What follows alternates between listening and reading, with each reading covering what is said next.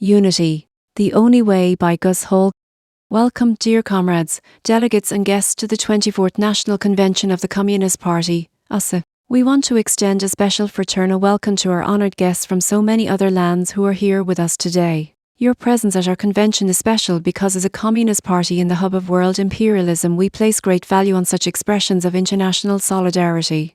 Our party has a long history of leadership and struggle in the working class, industrial centres of our country, including Chicago. But Chicago is unique, because we are coming home when we come back to Chicago. This is where our party was born. It was here, in the rough, grubby soil and fire of the class great struggle, that the revolutionary Marxist-Leninist character of our party was indelibly stamped and firmly fixed. Chicago is also where the U.S. basic industrial working class had its genesis. It was here in the mass production industries of Chicago that the concept of industrial trade unionism had its beginnings. Chicago is the birthplace of May Day and the city of the Haymarket Battle. The new Chicago, so it is always great to come home to Chicago. But it is even nicer to return to the new Chicago. For this, our 24th National Convention, we return to a Chicago new politics. You people's politics rooted in grassroots power and based on the unity of the work of the Afro-American, Mexican-American, Puerto Rican and American Indian peoples, women in class, youth and the middle class of Chicago.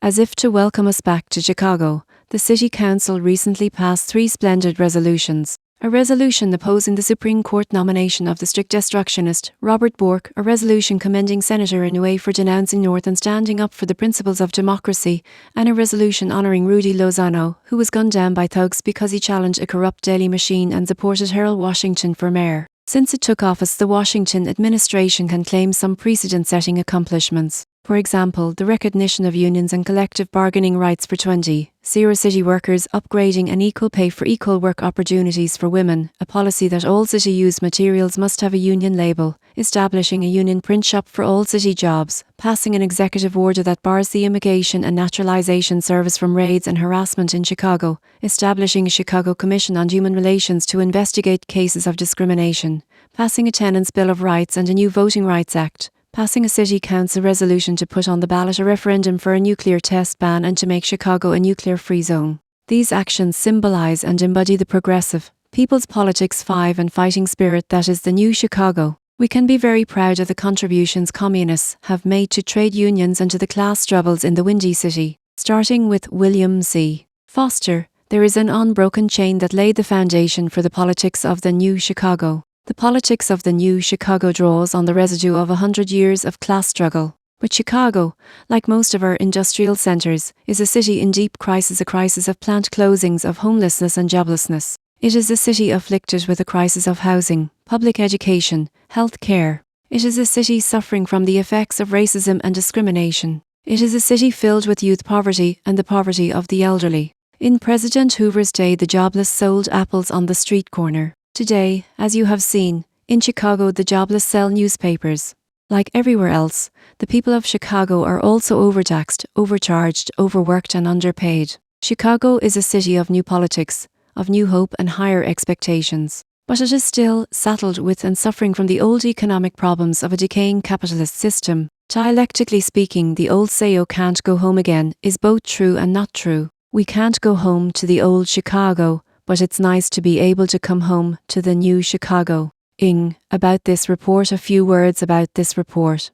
We have just completed a very intense and fruitful pre-convention discussion period, in which our resolutions were studied, discussed and written about. Over 200 contributions were received and a representative selection were published. District conventions were held throughout the country in which note unity the only way, only the national resolutions, but also district assessments were discussed and plans made for participation at this convention and after. In this report I have attempted to encompass the main line of all the resolutions as well as integrate the collective discussions and the new thinking expressed on the club and district levels. In a sense, this report is an updating of the party's draft resolutions that were written some 6 months ago. This report, when adopted, should then become the line and policy of our party for the coming period. As you can see from the agenda, the structure of the convention will include 5 workshops and 18 commissions, more than we have ever had before. These workshops and commissions have been designed to take up concrete experiences and problems reflecting the mass struggles in these areas. The workshops and some of the panels will be reported back to the convention. However, all the conclusions from the commissions will be incorporated into the post-convention materials. For this reason, my report will deal with very few of the many important concrete developments and mass movements. This makes it possible for me to deal more with the general and basic concepts of theory, ideology, strategy and tactics. I also want to preface the report with a few words about a theme that will run throughout.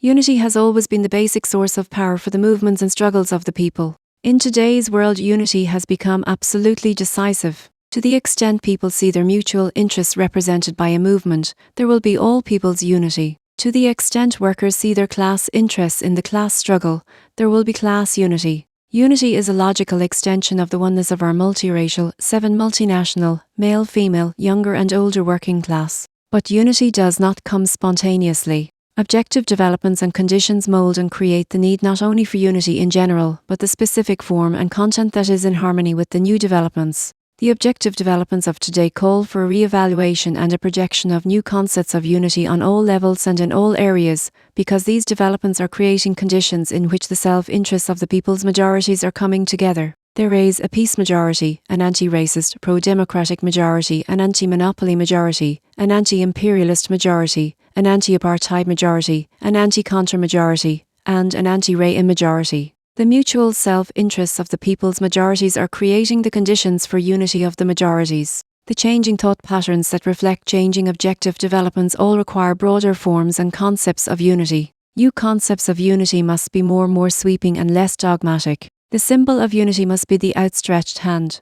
The struggle for unity must be the main ingredient of our tactical and strategic concepts. These new concepts of unity, therefore flexible, are not only possible, but absolutely necessary. In this report I have tried to place all questions in the framework of the struggle for new concepts of unity, all people's unity, left unity, and the concept of the united working class front to the ever-changing world. Hence everything in this world of ours keeps getting more complicated, more contradictory, but also more intertwined, interdependent and immensely more interesting and exciting. The forces of convergence and divergence operate in a dialectical, reciprocal unity of internal contradiction. Not only is life presenting new phenomena at new is ever motions, greater speeds, but that which is qualitatively new. This is true of everything, including the science of computers, microchips, superconductors, high-tech production lines and genetic engineering. For us, of course, most important is the fact that so many of life's social, economic, political and ideological processes move at greater speeds and thus are continually new quantitatively and qualitatively.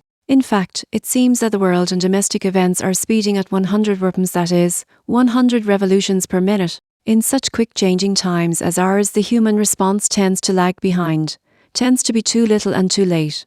Thus, one of the overall challenges for all movements, including our party, is to cut down on our response time. When people's movements and working class struggles have to keep trying to make up for lost time, they remain inevitably on the defensive. Tailing events makes it possible only to record ever-changing world scene 9 and interpret history. The point, however, is to influence and shape history. In today's world we cannot limit our observations and assessments to the domestic scene. The nuclear arms race threatens all nations and all peoples. Air, water and soil pollution cross all borders. Acid rain falls on every continent. Cancer, heart attacks and AIDS do not respect national boundaries or colour of skin. No country alone can explore and develop the uses of outer space. In today's world no people can be an island unto themselves. The $300 billion fare for the ride to Mars should be shared by many nations.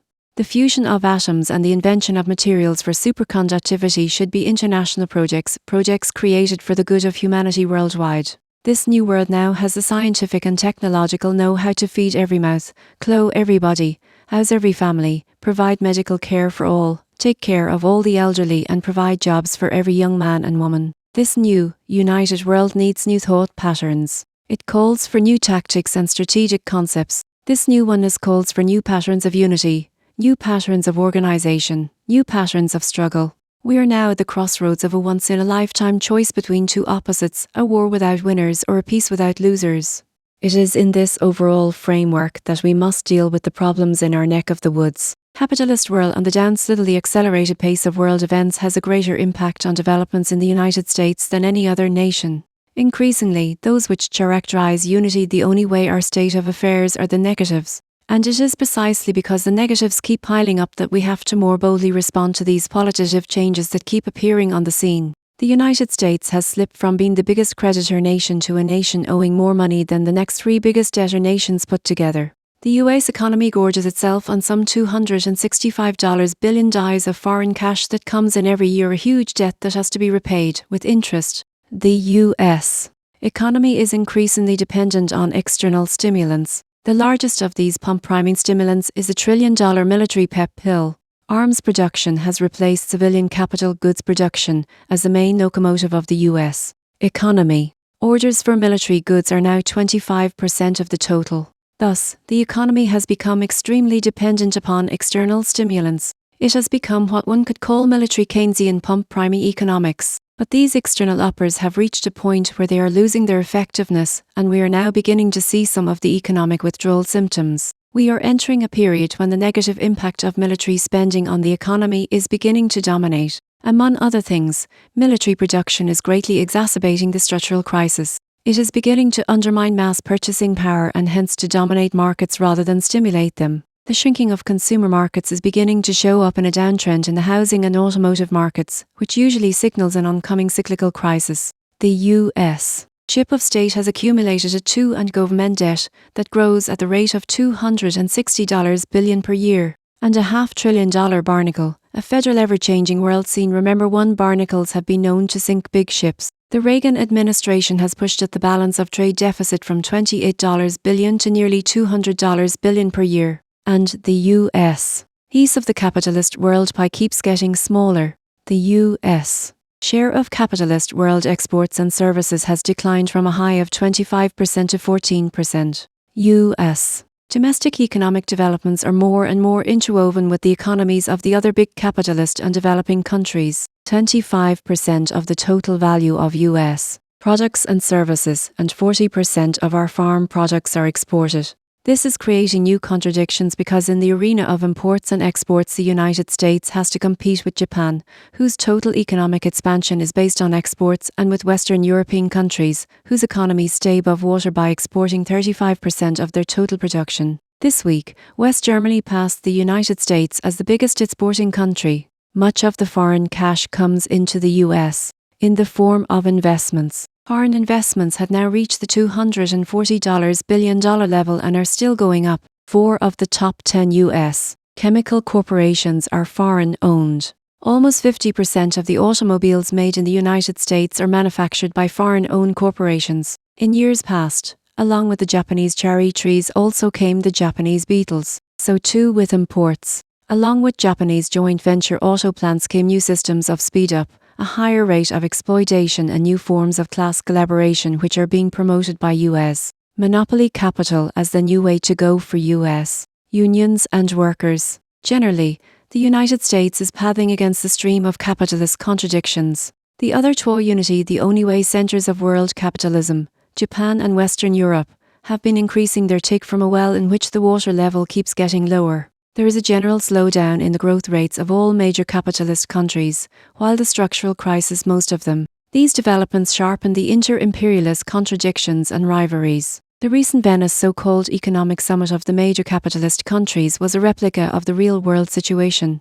It lived up to its billing. No agenda, no disagreements, no agreements, no communique, no results, no one dominated, no one took the lead, no one had solutions, and no one, except for Mrs. is digging a deeper hole for Thatcher, took advantage of the photo opportunities with Reagan. As former Preston Carter put it, the capitalist world suffers from a malaise. It is a capitalist world malaise that reflects the general crisis of capitalism and the narrowing down of available options. Emerging third world. The third world sector has emerged as an important component of the world picture. While third world countries are not a monolithic group and are not all moving in the same direction, they are an increasing influence on world developments. Neo-colonial structures and relationships are going through a metamorphosis. The changes are related to advances achieved in gaining political independence, while remaining economically and financially dependent. The increasing export of high-tech mass production industries and finance capital to these low-wage, non-union third world countries has created the basis for new imperialist superprofits. But this has also given ever-changing world scene rise to a 13 new political force, a new third world working class in countries like South Korea, Haiti, Panama, South Africa and the Philippines.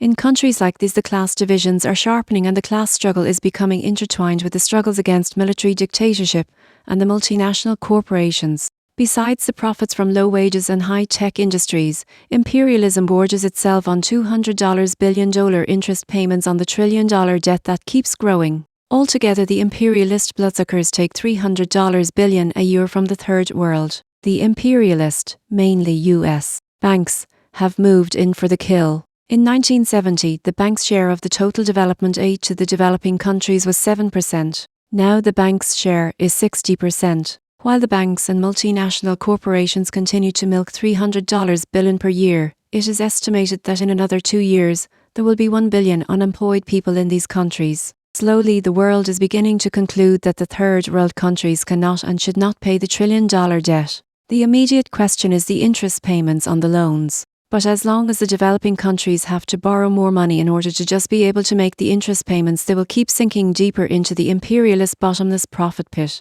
It is in the interest of the US, workers and people as a whole to support the developing countries in their attempts to cut off all past loans as well as the interest payments and in their justified demands for development aid without economic or political strings of any kind. These are some of the immediate and more important developments in the capitalist sector of the world. 14. Unity, the only way. Socialist world on the upswing. On the other, opposite side of the socio-economic world, the socialist sector is on the upswing. There is growth, renewal, accelerated restructuring and excitement about it all. Contrary to capitalism, where the options are contracting, socialism can resolve its contradictions because the options for socialism are inherently expanding. In this 70th year of building socialism, the Soviet Union is in the midst of a major overhaul, or remodeling.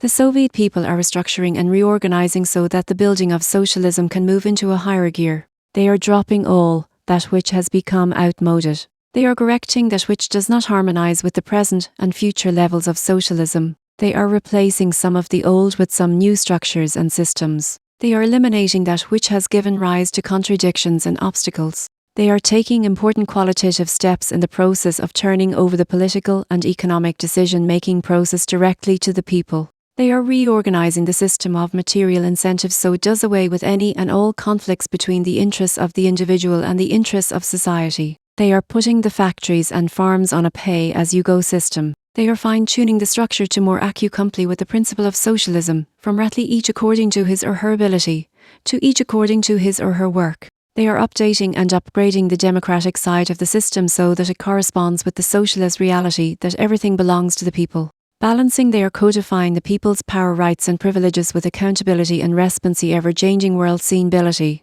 15. They are decentralizing the production process so that all the small and most of the big decisions will be made on the spot. They are eliminating all freeloaders and deadwood on all levels. They are cutting back on personnel in the non-productive bureaucratic structure. They are creating an atmosphere of openness that welcomes discussion and debate on all questions. They are making socialism work better. As was to be expected, these new dynamic processes in the Soviet Union have given rise to a new, special kind of anti-Sovietism in the United States. The anti-Sovieters continue to play both sides of the street. On the one side, they say the process taking place is proof positive that socialism does not work, never has and never will. On the other, they say the Soviet Union is adopting capitalist ways. Pushing this line, a New York Times editorial gives the lead, yet another communist giant sets out to undo the revolution of 1917 with the revolution of course, what the Soviets are doing is continuing the revolution of 1917. This anti-Soviet campaign is based on distortions, exaggerations and outright lies. The fact that some malcontents in the Soviet Union feed the US propagandists' anti-socialist stories does not make them true. More socialism, not less the new and broadening base of working class power and authority, including cost accounting and the turning of full direct responsibility for the operation of industrial plants over to workers, is more socialism, not less. It is capitalism that fights against workers having anything to say about the running of industrial plants. Under socialism, the workers as workers negotiate with themselves as the owners. The worker is both unity, the only way. Boss and worker. The socialist worker is the product of economic, political and ideological engineering. The expansion of democratic people's control and with it authority over the decision-making process is more socialism, not less. It is capitalism that conspires to reduce democratic expression in all areas of life. The capitalist class and its bootlicking mass media play games with the word profits, Profits derived from the exploitation of workers and taken by the corporate rich under capitalism are unjust and evil. There is no way to defend or justify capitalist exploitation and oppression in human terms. It is robbery, pure and simple. However, on the other hand, if the profits or the value that is produced over and above the cost of production is turned back to the plant to be used for new equipment or for material incentives for higher wages for good work as happens under socialism, then profits has a basically opposite meaning. One is corporate private profits, corporate thievery. The other is people's public profits. One is just, the other unjust. Typical of the new anti-Soviet campaign was the recent so-called TIS documentary produced from the evil-intentioned visit of hack journalists to the Soviet Union.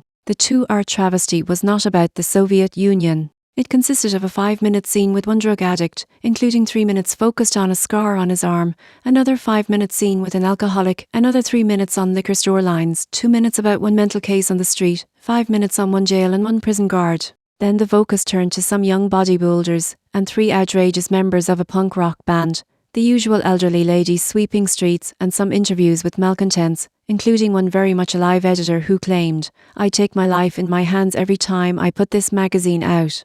That's glasnost of our changing world, scene 17 Kip style. This was the 2-hour show after 10 television crews and 5 journalists spent 10 days taping and interviewing in the Soviet Union. It is obvious that they expunged anything that remotely resembled what they left was an anti-Soviet, anti-socialist diatribe that was hailed as objective editor's life in the Soviet Union. Reporting another example, recently a lady returned from the Soviet Union. She called the op-ed page of the New York Times and offered an article. The editor asked, "Is it anti-Soviet or pro?" He said, "It is only the truth as I saw it. In that case, we are not interested," said the editor. What the right-wing forces fear most about the developments in the Soviet Union is that the new stage of socialism will be a greater attractive force to the workers and peoples the world over. They tremble at the growing support the Soviet Union is enjoying for its current leadership in the struggle to end the nuclear arms race. Glasnost versus closeness, or the overt evil empire campaign, is not working. So the anti-Sovieters have conjured up a flank attack. The PSI, for example, has called on its ideological department to spend millions producing a new study to find out why the people of West Germany, France, Great Britain and other European countries in public opinion polls say Mikhail Gorbachev is a peacemaker and Ronald Reagan is a warmonger. The real aim of the study is not to discover why people feel this way, but how to reverse this sentiment. The covert operations and the secret government increasingly being exposed shows that while the Soviet Union has glasnost, the United States increasingly suffers from closeness. Increasingly, the relationships between the unity, the only way United States and the rest of the world are in serious disarray. More and more the United States is seen as a pit bull terrier that has lost its teeth. For example, in the Persian Gulf the United States is becoming more and more isolated, supporting and relying on counter-revolutionary thugs, steeped in corruption and payoffs. PSI swindlers involved in illegal arms, drug running and assassinations have branded US imperialism as a criminal outlaw. Just how concerned the ruling class circles are is shown in a recent column by Jean Kirkpatrick in which she quotes from newspapers and magazines about the declining US status worldwide. Paraphrasing different sources, she laments, Soviet credibility is growing as American credibility declines. Then she continues, the US is described as a dangerous and aggressive player in international politics, as double dealers who cannot be trusted. In another quotation she reports, the US is described as hypocritical and duplicitous, as a base, self-seeking society in full moral decline. On the struggle for world peace, Kirkpatrick quotes another magazine, but the Soviet Union is leading the way due to its blessed lack of monopoly capitalist and warmongering cliques. We know Jean Kirkpatrick would not quote communist sources, so we have to accept her word. These are all quotes from the capitalist press in Europe and Great Britain, and incidentally, all published before the Iran-Contra hearings got started. Of course, the real answer to the popularity question is to put an end to the nuclear arms race, sign an agreement with the Soviet Union, end the policy of aggression against Nicaragua, and then maybe it would be possible for Reagan to jump a point or two in the international polls.